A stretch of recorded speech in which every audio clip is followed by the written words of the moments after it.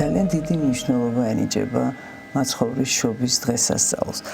მე მინდა რომ ჩვენ დღეს ამ თემაზე ვისაუბროთ, თუ რა არის ეს შობა, როგორ მოხდა ეს, როგორ შეგვიძლია ეს დავიტიოთ და გავიგოთ ჩვენ ჩვეულებრივმა მოკვდავებმა ასეთი დიდი სასწაული. ყველა ქრისტეს მიმღები ერისთვის ეს არის ახალი ერის დასაწყისი.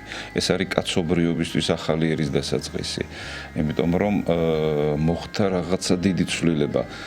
ესე იგი ადამიანი ზოგადად როდესაც ცხოვრობთ, ყველაზე მნიშვნელოვანი არის ის, რომ რა თქმა უნდა შენს ქცევებს უნდა დააკვირდე, მაგრამ ყურადღება უნდა გქონდეს ღმერთისკენ, იმიტომ რომ ღმერთი მოქმედებს. სამშაბათს 20 საათზე დიდი დიღმის წმიდა 100,000 ქართველი მოწამის სახელობის ტაძრის წინამძღვარი დეკანოზი ლუკას სუპატაშვილი სტუმრად გადაცემაში ზღვარი მარინა კაჭარავასთან ერთად.